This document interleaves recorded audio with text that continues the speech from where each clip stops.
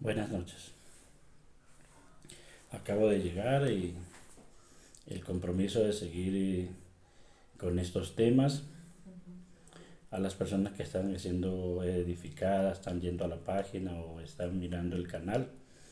Las bendecimos, le agradecemos que le dé like y le da la campanita, que eso ayuda para que podamos seguir transmitiendo eh, este tipo de conocimiento.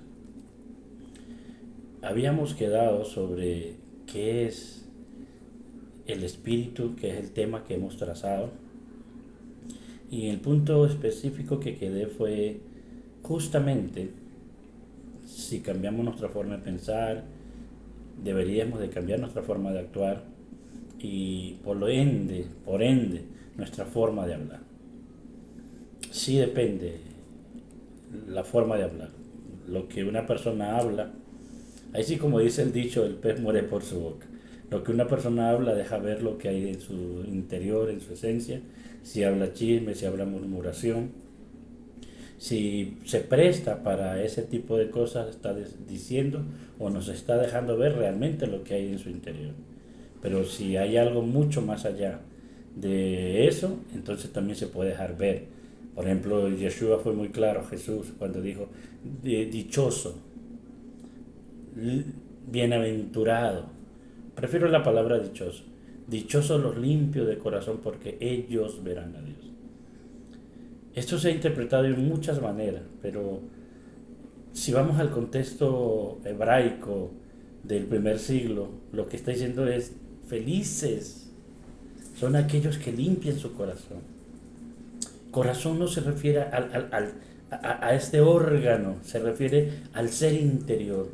Dichoso, feliz, es la persona que limpia su corazón porque ellos verán al Eterno. Ver al Eterno es cuando tú limpias tu corazón, tienes una visión diferente, tienes una forma de ver diferente, una forma de pensar diferente. Y vas a ver, vas a entender, vas a comprender que aunque el hombre se equivoque, tiene derecho a corregirlo. Desafortunadamente, cuando alguien se equivoca, somos jueces, somos fiscalía, y una vez lo ponemos en la picota pública, le dejamos de hablar, ya cayó de la gracia, ya no es digno. Pero bueno, ¿qué podemos hacer? Conforme nos comportamos, conforme actuamos, así actuarán con nosotros, porque lo que se siembra es lo que se cosecha. Y muchas veces no es lo que se escucha, muchas veces no es lo que se dice. La gente dice muchas cosas que no son verdad. Y lo correcto es preguntar, es indagar. En ese orden de idea. Por eso no podemos dejarnos programar la mente por las personas. En el libro de Efesios, capítulo 5, verso 23, en el contexto que está refiriéndose el Rabí Shaul, más conocido como el apóstol Pablo, dice, renovado en el espíritu de vuestra mente. El contexto se está refiriendo a la nueva vida en el Mesías. Y dice que no andemos o que no anden como los otros gentiles que teniendo su mente entenebrecida se entregaron a muchas condiciones, o sea, se dejaron llevar de la carne. ¿Correcto? Por eso el punto es renovado el espíritu de vuestra mente. Ahí quedamos. Ahí llegué justamente. Y decía, mente es pensamiento, pensamiento igual a espíritu. La palabra espíritu en hebreo es rúa, rúa es energía. Quiere decir que cuando el espíritu se renueva, estás renovando tu forma de pensar, tus pensamientos. La palabra del mismo maestro, capítulo 6 del Evangelio de Juan, o la besorada de Yohanan, verso 63. Tus palabras es espíritu. ¿Sí ves? ¿Qué son las palabras espíritu? ¿Quieres saber qué hay en una persona? Escúchalo.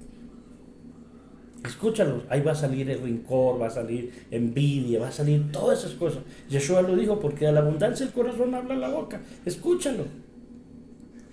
Lo que hemos perdido, y mucha gente está ganando dinero, que son los psicólogos, porque han aprendido, están aprendiendo a escuchar, o es su trabajo es escuchar. Y ahí determinan, allí dan diagnóstico, ¿cierto? Escuchar. escuchar la palabra Ishma. Escucha Israel, el Señor nuestro Elohim, el Señor uno es. Centremos este asunto. Entonces, si renovamos nuestra forma de pensar, si renovamos nuestra forma de ver las cosas, aún vas a ver a tu hermano diferente, vas a ver la vida diferente, vas a ver las cosas diferentes. Y cuando yo digo ver, estamos solamente empleando un sentido, pero son 5 sentidos. Y aquí quiero introducir para llevarlos al punto que quiero. ¿Correcto? Si yo les puedo citar segunda de la carta a los Corintios, o el libro de los Corintios, que sería lo correcto, capítulo 11, verso 3, el Rabí Shaul dice: temo como la serpiente engañó a Java, que vuestros sentidos sean extraviados de la plena sinceridad del Mesías. O sea que el temor del Rabí Shaul era que la serpiente Nahash, que engañó a Java, o sea, Java fue engañada, pero dice: temo que vuestros sentidos sean extraviados, se pierdan de su propósito. Eso es lo que está diciendo, que se pierdan, que tienen un propósito los sentidos, o fueron creados con un propósito, pero se perdió, se extravió. O sea que no se está usando los sentidos para la cual fue creado. Entonces regresamos a la escena, al cuadro, en donde está el libro de Génesis o Bereshit, capítulo 3, y nos damos cuenta que el Eterno le dice a Java que oyó. ¿A quién oyó Java? A la serpiente. Luego dice, ojo, primero involucró sus oídos, el sentido, su oído. Dice que la mujer, la parte femenina es más en esa parte sensitiva, o sea, lo que oye es atractivo a ella. Java prestó sus oídos. ¿Ven? Ese es el pecado. Luego dice que vio, luego tocó y luego gustó. Otra vez. ¿Qué fue lo primero que hizo la mujer, o sea, Java? Oyó a la serpiente. Cuando oyó la serpiente, distorsionó la realidad. Ese es el engaño, distorsionó su realidad. Porque los sentidos es la percepción, es lo que percibimos. La percepción de este mundo es la forma de oír, de ver, de oler y de gustar. Java involucra el oído, oyó a la serpiente, que no debería oírla, pero la oyó. Ya después miramos qué le dijo la serpiente y qué es lo que causó en ella, esa curiosidad. Segundo, dice que vio, involucró sus ojos, la visión, vio que el árbol era bueno.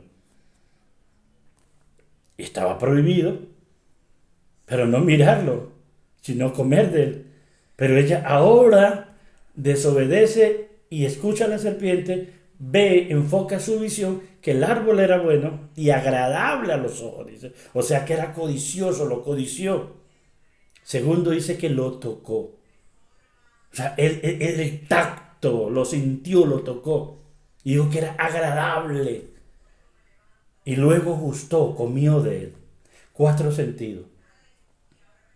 Cada sentido involucra, cada sentido tiene un propósito. El oír, el ver, el tocar y el gustar. Pero ella no olfateó, no olió. ¿Ven? Quiere decir que la visión está en los ojos, que es la puerta del alma, algunos dicen.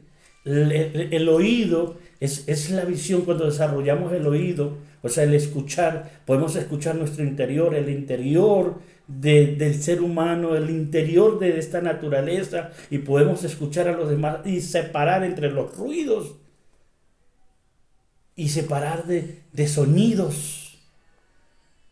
Agudizar nuestros sentidos. Los sentidos fueron dados como una apertura.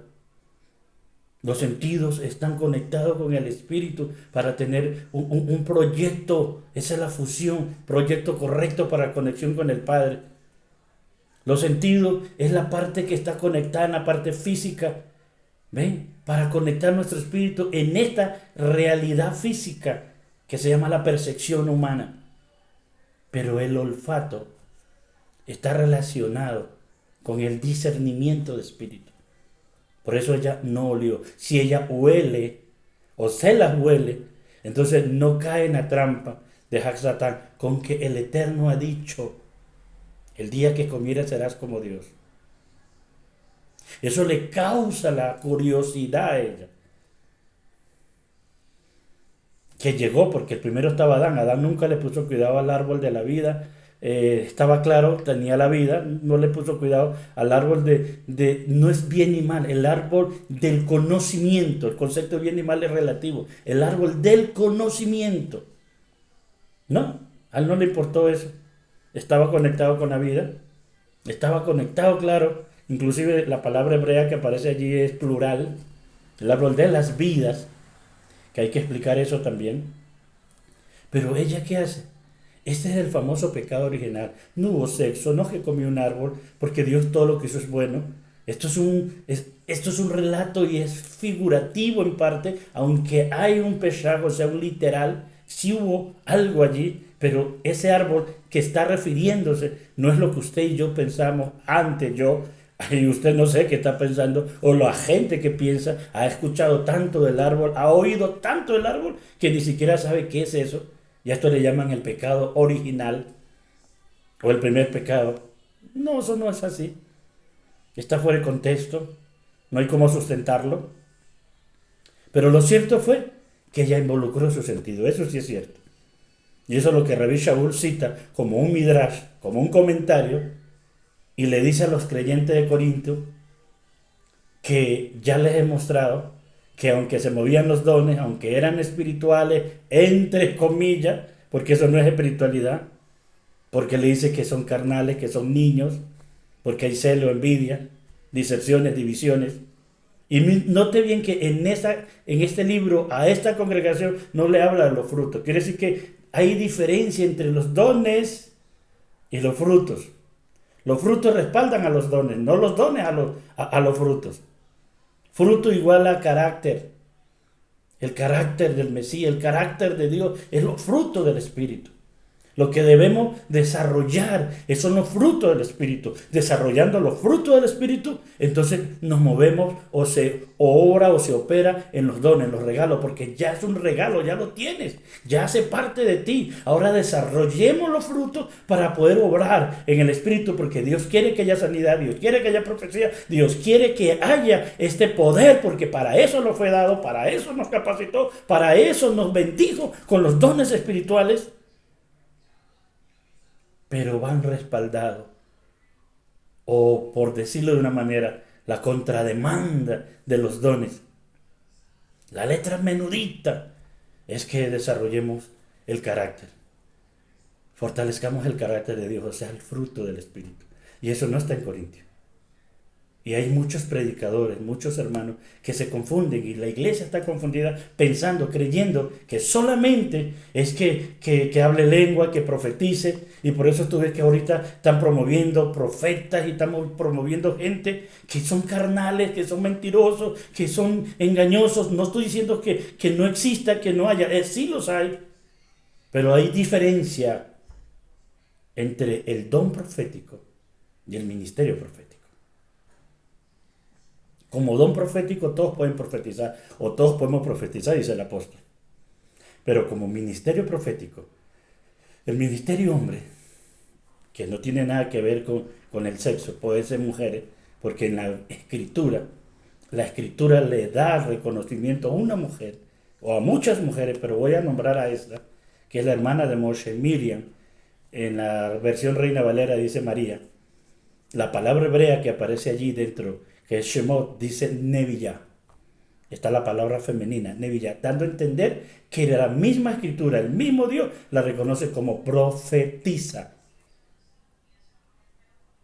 ¿Correcto? Profetiza. Los dones son de Dios y Él reparte y no mira sexo. Simplemente son de Él. Y este don ministerial del profeta, que hoy está siendo mal usado, mal empleado, ¿ven? Que no es lo correcto que se debe hacer, pero bueno, No estoy aquí para juzgar, estoy aquí para instruir. El propósito de este canal es para hacer una luz en medio de tanta oscuridad. Ese es el propósito. Pero permítame centrar, por favor. Permítame organizar para ir cerrando este punto. Si estamos hablando de renovación, y estamos hablando de que lo que se desvió fueron los sentidos. Son 5 sentidos, son 5 puertas, 5 aperturas, y está la puerta interior que diríamos el sexto, que es la rúa del espíritu.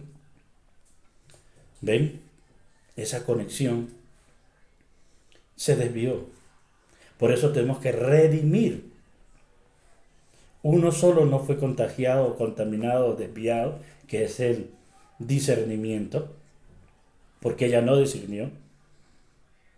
Si ella huele o se la huele, se da cuenta que aquí hay una trampa, que eso estaba mal, que no debería, pero ella oyó, vio, tocó y gustó.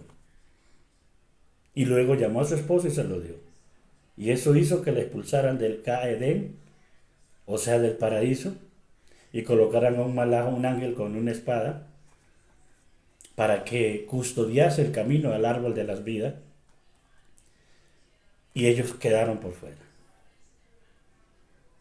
¿Por qué? Porque cambiaron para sí mismos esos planes establecidos. No es el diablo. Vamos a hablar un día de eso. El diablo no puede cambiar los planes de Dios, pero el hombre sí. Puede atrasar, puede cambiar, porque depende de esas decisiones, de esas determinaciones. Depende. Entonces, así se introduce el pecado a la raza humana, pero quiero decir este pequeño detalle. Las Escrituras nos dicen que Adán pecó, dice que Eva pecó, pero aunque Eva pecó, o sea, falló y le dio a su esposo, la Biblia, la Escritura no relata, no dice que porque Eva pecó todos pecamos. Dice porque Adán pecó, pero él no fue. Porque Adán pecó, todos pecamos, dando a entender que Adán era responsable de ella, no ella de Adán. Aquí hay una figura, Adán es la palabra Ish, que es hombre, Isha, mujer. Adán es el representante como la figura del espíritu, y Java es la figura de lo femenino, como de los sentimientos más sensibles, sensibilidad. No era Eva que representaba a Adán, Adán representaba. Por lo tanto, la falta de Eva viene a ser de Adán, y la Escritura dice, por cuanto él, o sea, Adán pecó, todos pecamos. O sea, Adán nos trae o nos lleva a esa esclavitud. ¿Y por qué? Por no asumir su responsabilidad. Inclusive que cuando el Eterno los llama, él dice, ¿a quién escuchaste? Ojo. O sea, ya tenías claro a quién escuchaste. Y entonces él se esconde y se coloca hoja de higuera. Higuera es una figura de justificación. Se coloca una hoja de higuera y se esconde. Pero ¿cómo se va a esconder el Creador, que lo llena todo, que está en todo? Entonces el Eterno le pregunta. Y él responde, noten bien que tanto fue su cobardía, que hasta el día de hoy se puede ver, su falta de responsabilidad, que hasta el día de hoy se puede ver, porque aunque sabe que falló, le echó la culpa a Dios. La mujer que me diste me hizo pecar. Eso es una falta del hombre. Eso no ser un hombre, claramente. Es más fácil reconocer para corregir y no echar y buscar culpabilidad.